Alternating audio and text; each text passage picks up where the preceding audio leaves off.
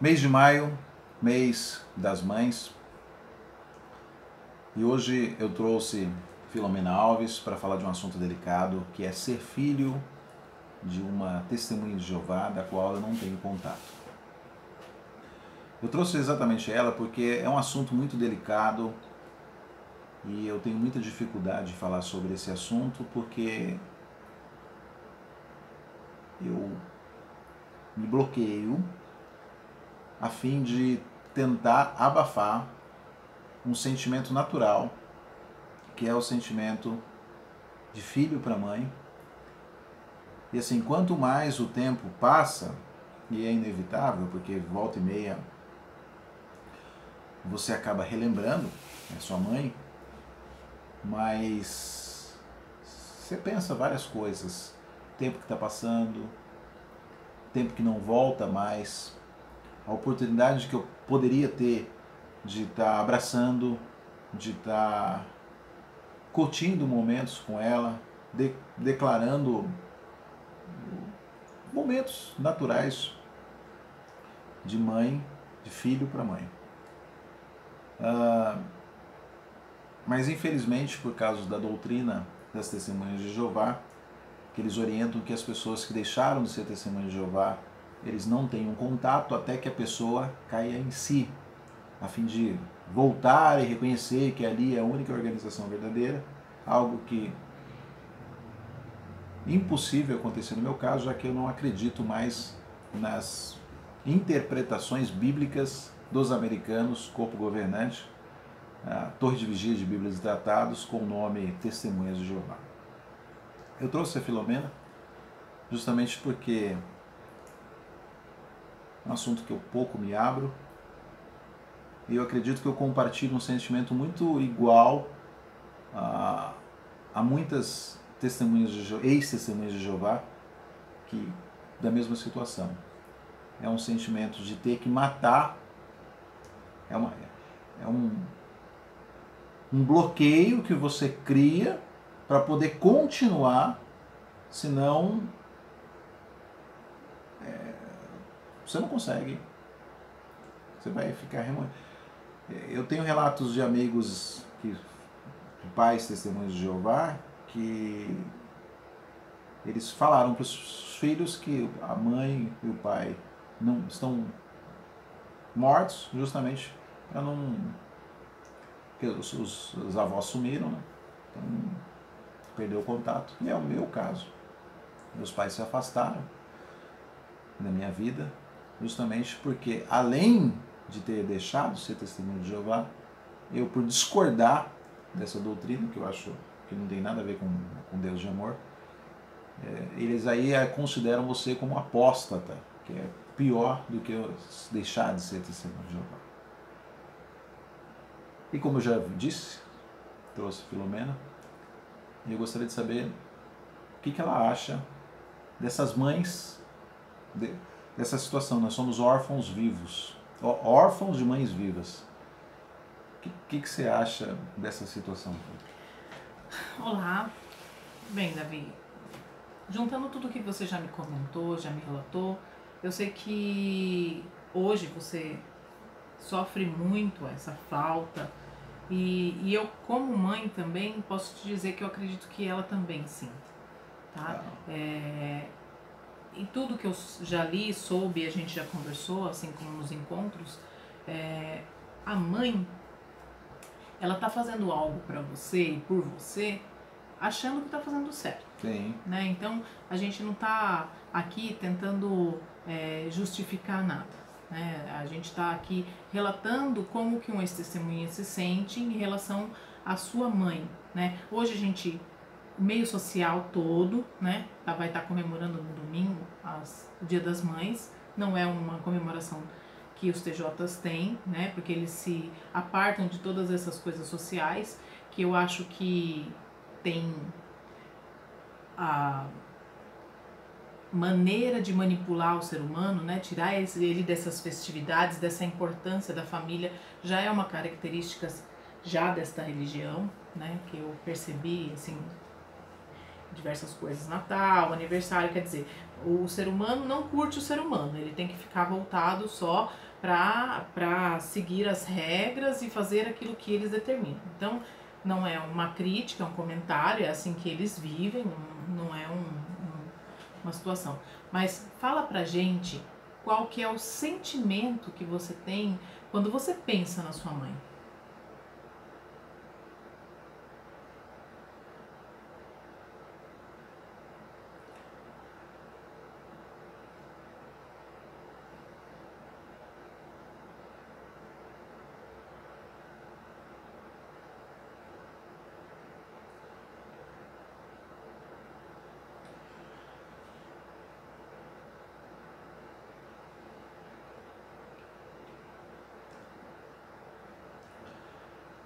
Como já fazem muitos anos que eu não tenho contato com a minha mãe, e assim como muitas ex-testemunhas de Jeová, eu tive que, entre aspas, considerar, porque assim, uma mãe testemunha de Jeová, ela já não é mais, ela descaracterizou, ela ficou no passado. O que eu vejo, assim como muitas filhas de testemunha de Jeová, é que aquela pessoa que está lá hoje não é mais a minha mãe. Ela se tornou uma pessoa totalmente controlada pela organização americana Torre de Vigia. Ela não consegue mais voltar a ser ela. Então, o que sobrou dela é uma essência, o que eu posso dizer, um fragalho de uma pessoa que um dia foi a minha mãe. Certa vez eu fui visitar minha tia no asilo e minha tia, muito já idosa, estava no asilo, tanto é que semanas depois ela veio a falecer.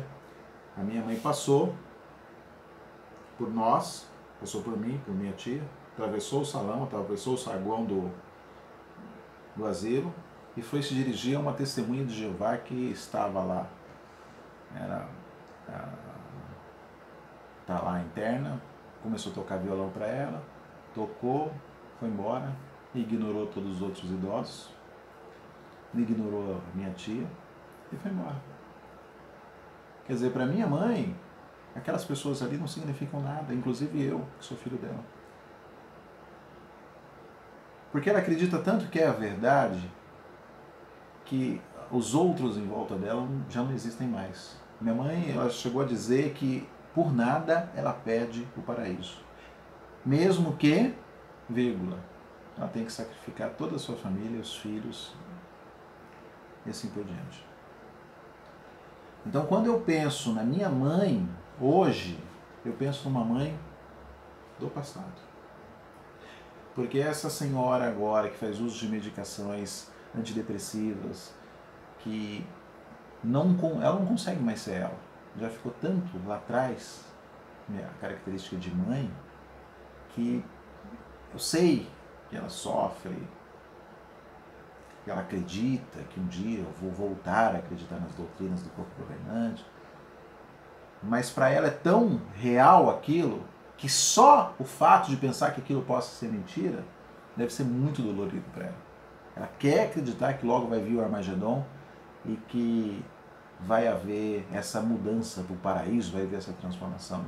Se ela parar para pensar que isso não é verdade, ela deve ser um sofrimento muito grande, porque ela passou a vida inteira acreditando que isso era verdade.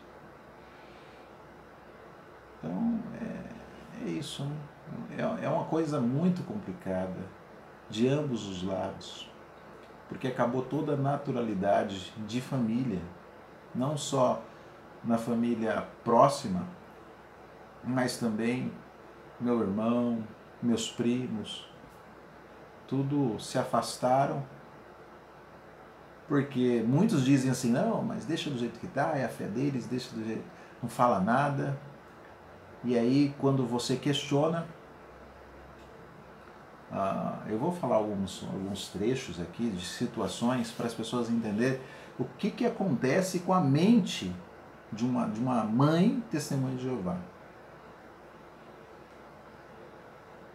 Então, o último contato que eu tive com a minha mãe, assim, que foi bem forte, foi quando minha mãe estava fazendo bodas de casamento, 45 anos de casamento, e ela convidou, não, vai lá, no festa de casamento, tal, não sei o que.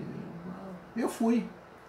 Só que eu fui como um desassociado, eu não podia conversar com ninguém, então estava cheio de gente lá, cheio de testemunhas de Jeová. Eu fui como desassociado, fiquei na minha. E claro, todas as testemunhas de Jeová, elas tratam você como desassociado. E o desassociado, ele não pode comer com ninguém, não pode, tem que ficar na dele. E aí minha mãe, com meu pai, falou assim, meu filho, vem cá.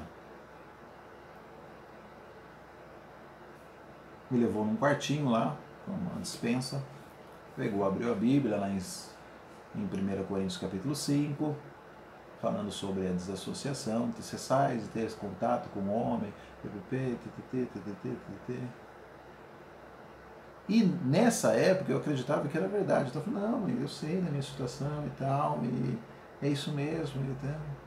Daí, minha mãe, toda rígida, ela falou, então é o seguinte, meu filho, quando for a cerimônia, você fica do lado de fora, que você sabe da sua situação, você não pode ter contato com os outros, com os testemunhos de Jeová, então eu gostaria que você ficasse do lado de fora da casa. Tudo bem. Aí começou a cerimônia, para reatar, para reforçar os laços de casamento, depois de 45 anos de casado. E eu saí, fecharam o portão e eu fiquei na calçada. Nesse momento, por mais que ela não saiba, mas ela fez um grande favor para mim. Ela fez um enorme favor para mim. Porque nesse momento, eu escutando meus irmãos fazerem declaração para minha mãe, nós somos em 4. Então, meus 2 irmãos e minha irmã. Não, que meus pais são um exemplo de matrimônio a vida inteira, tá, não sei o quê. Agora meu outro irmão, não sei o quê, e eu estava lá fora. Nesse momento, eu comecei a pensar, mas Deus é isso? Isso é Deus? Que precisa humilhar as pessoas para dizer que é Deus? Isso é Deus? E eu fiquei raciocinando. Aí abri o portão. Aí meu primo, Carlos, falou assim, peraí, cadê o Davi? Eu escutei, cadê o Davi? Ué, todo mundo falou, os 3 filhos falaram, fizeram a declaração, e o Davi? Eu não estava lá dentro. Aí acabou a cerimônia e tal. E desassociado não pode comer junto com os outras testemunhas de Jeová, você tem que comer à parte. Então, tive que ir lá, tirar meu pratinho, se afastar. Eles usam aquele texto, inclusive, dos leprosos, né? Afasta-se de mim, afasta-se de mim. Impuro, impuro, impuro. E o desassociado é considerado um impuro. E aí, daquele dia em diante, eu comecei a pensar assim, mesmo que isso for verdade, eu não quero fazer parte disso. Porque se Deus ele precisa usar essa coação para provar que é Deus e para trazer alguém para a família, eu não quero fazer, eu não quero servir esse Deus. E foi onde que eu comecei a questionar. Mas depois disso, houve outras situações, porque aí você vai abrindo a mente, houve outras situações das quais eu fui percebendo que aquilo não era verdade, não podia ser a verdade, não tinha nada a ver com Deus de amor. Então essa é uma das situações, Filomena. Você poderia dizer assim, qual é a situação assim que mais te choca? Se você fala que você falou assim, eu olhei para eles, aquilo era amor, aquilo que você fala. Explica pra gente o aquilo. Como assim? Você disse assim, aquilo que você diz é um a Deus, exclusão.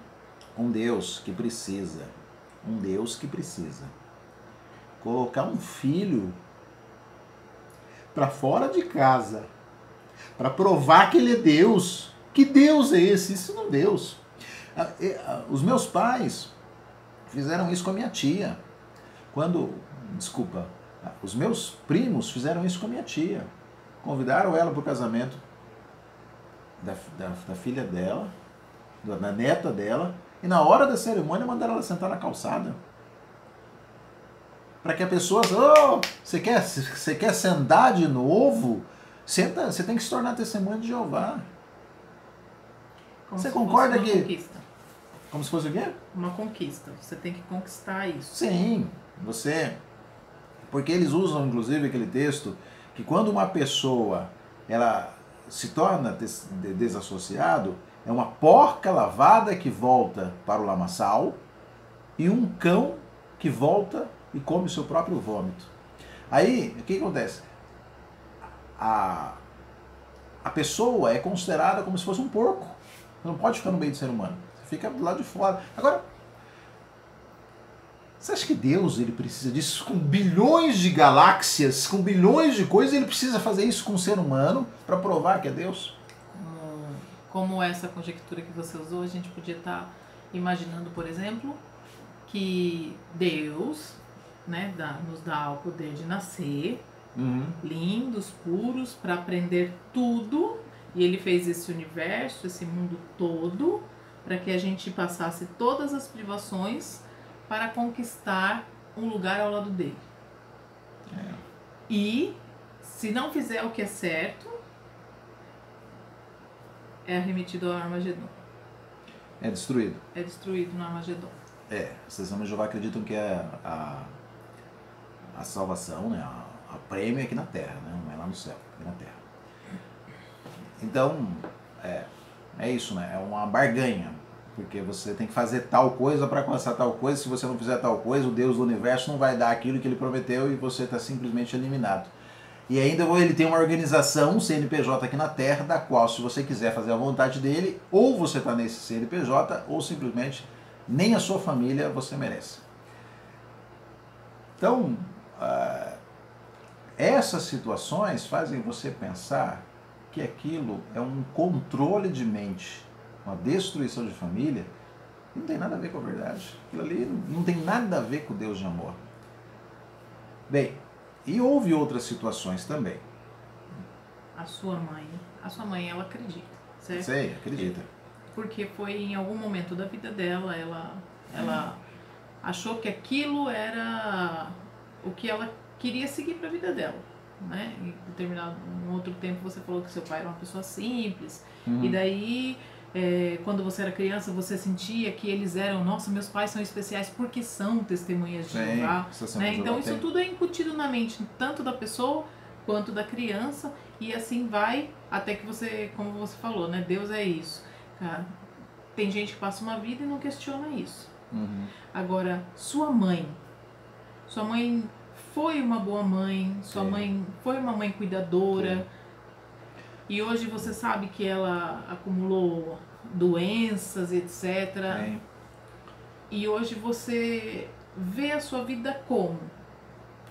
Sem a sua mãe, porque a gente está falando aí de um dia bem especial. A pior coisa para uma pessoa que deixou de ser testemunha de Jeová, no sentido de expulsão, é o sentimento de culpa. O sentimento de culpa arremete a pessoa à lona, porque ela acredita que não tem mais o favor de Jeová, nem do seu Filho Jesus Cristo, e que tudo que dá de errado na vida da pessoa é o diabo que está assolando ele. Você era testemunho de Jeová, não ficou lá, agora você está do meu lado. E aqui você não tem vez. Não, isso não aconteceu só comigo, acontece com um monte. E a pessoa, o que ela faz?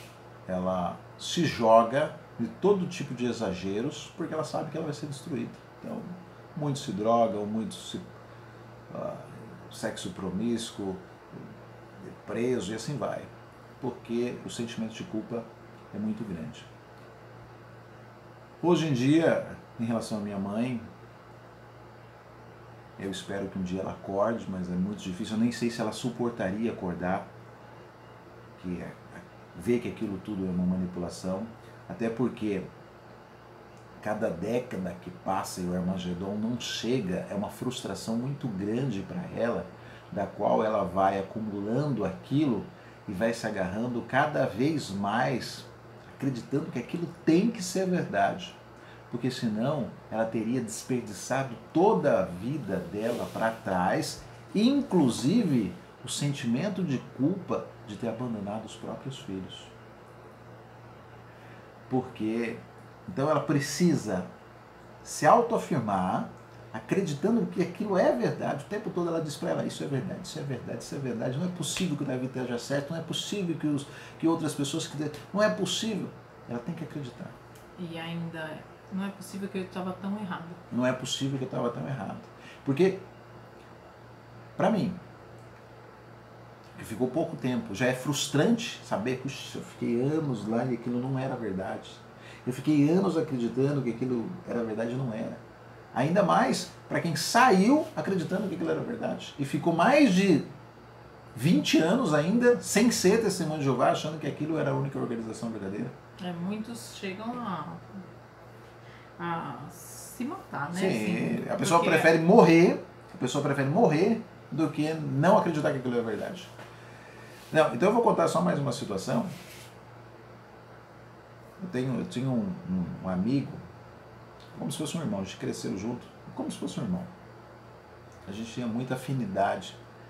Até a minha mãe falava assim, usava o texto de Provérbios também, que diz que às vezes um amigo se apega mais do que um próprio irmão. E ele tinha um problema de bebida e moto, ele veio a falecer num acidente de moto, alcoolizado. E aí no enterro dele,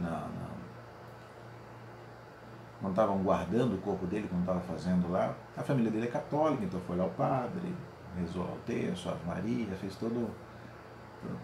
E minha mãe sentada lá. Sentada. Isso foi uma das poucas vezes que eu confrontei a minha mãe. Porque filho de testemunho de Jeová dificilmente consegue confrontar os pais. É nisso que eles começaram a virar as costas. Porque eles querem que você acredite que eles são a verdade. E aí nós não conseguimos confrontar ele. Então terminou tudo, então ela me chamou, ela falou assim, sabe meu filho, você sabe que ele vai ser ressuscitado, né? E você quer que ele venha a ser ressuscitado. Então a Bíblia fala, ela usou aquela oportunidade do enterro, que estava ali fazendo o guardamento dele, que estava fazendo para fazer, para pregar, né? Eu falei assim, mas mãe, eu não acredito na interpretação da Bíblia do corpo. Como assim, meu filho? Como você não acredita na interpretação da Bíblia desse jeito? Você não acredita, você vai acreditar em quê? Eu falei, não, mas eu não acredito. Poxa. Bem, a partir desse momento ela começou a se afastar. O que ela provavelmente deve ter feito? Deve ter levado os anciãos, o ancião deve ter falado com o superintendente de circuito, ele falou, não, então, ó, se tornou apóstata, morreu para você. Foi aí onde meus pais perderam o contato, porque eles querem que você deixe de ser testemunho de Jeová, mas continue submisso à organização, acreditando na sua condição de desassociado e acreditando que ali é a verdade. Eu lembro que quando a gente já tem algum tempo que a gente se conhece, no começo você várias vezes, repetidas vezes falou, mas se aquilo não é verdade, o que é a verdade? É porque você acredita que tem que haver uma denominação exclusiva. Você pensa, fala assim, mas Deus ele tem que ter algo aqui na Terra para poder representar. E como a organização das Testemunhas de Jeová, no meu ver, muitas são extremamente organizados, você passa... Se Deus é Deus, ele é organizado. E tudo ali é muito organizado, muito sincronizado. Só pode ser lá, em comparação. É uma empresa perfeita. É uma empresa perfeita. Tá, até o paisagismo, tudo, libras, idiomas, revistas em vários idiomas, 216 terras, Betel perfeito. A pessoa tem que cortar o cabelo de 30 em 30 dias. Não existe um cisco no banheiro. De todos, então aí você fala, isso aqui tem que ser a verdade, porque é muito perfeito, mas na verdade é uma dominação militar. É só uma organização. É uma organização rígida. E aí agora falando um pouquinho de Deus, o que que é Deus hoje para você que Deus é não amor. cabe nessa Não, representação? imagina. O que que bateu de frente? Será que... Não, o que bateu de frente é o seguinte. Quando adolescente, a gente começou a questionar. Então, o meu irmão, Kleber, ele começou a questionar. E meu pai ia algumas vezes, não vou dizer sempre, porque não é verdade, se falar isso é mentira, mas ele batia no meu irmão. E eu escutava ele apanhando. Não, você não vai... Pá, pá, pá, pá. Ai, ai, aquela coisa assim, ai, pai, para. E eu lembrava disso. E eu ficava com medo, lógico. Não, velho, então. E meu irmão, por fim, ele não quis mais ser testemunho de Jeová, arrumou minha ex-cunhada. Meu pai, o que ele fez? Ele tirou meu irmão da cidade onde nós fomos criados e mandou para São Paulo. Meu irmão foi se virar. Eu me lembro que ele alugou uma casinha lá em Itapevi, ele e a mulher dele, e foi uma casinha de 2 cômodos, que era até um porão, e foi se virando. Porque meu pai, ele desejava muito ser ancião e não podia ter filhos desassociados, não podia ter filhos não testemunhos de Jeová. Então o que meu pai fez? Mandou eu e meu irmão embora até que o superintendente passasse para ele ganhar o tão sonhado cargo de ancião, que já fazia mais de 30 anos que ele era testemunho de Jeová e não tinha atingido. Mas enfim, a nossa família, meus pais, eles trocaram a vida natural, a família, por essa organização. O cargo de ancião para eles era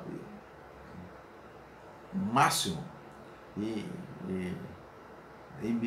para minha mãe aquela era a organização perfeita. Por mais que falasse toda hora a mesma coisa há anos. E aí foi. Aí eles me mandaram para Alumínio, meu irmão para São Paulo, eu para Alumínio. Eu morava num porão lá. Eu lembro que eu tomava banho numa casa abandonada. Era o único lugar que tinha água. Eu saía de onde eu morava, abria água gelada e tomava banho lá, gelado. E aí ele montou uma loja lá em Alumínio e falava, ó, você fica aqui, se vira aí. E tirou eu e meu irmão de lá. Então,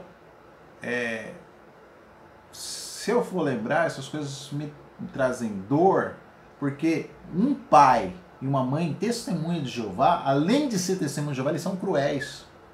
Porque é uma questão de índole. Você não vai simplesmente trocar seu filho por um cargo. E você simplesmente não vai afastar. Não é, como diz um amigo meu, Otávio, algumas pessoas merecem ser testemunhas de Jeová porque eles são ruins. Porque eles têm... Então, meus pais, minha mãe principalmente, ela é uma pessoa muito fanática ao ponto de ter essa crueldade. Então, vamos concluir.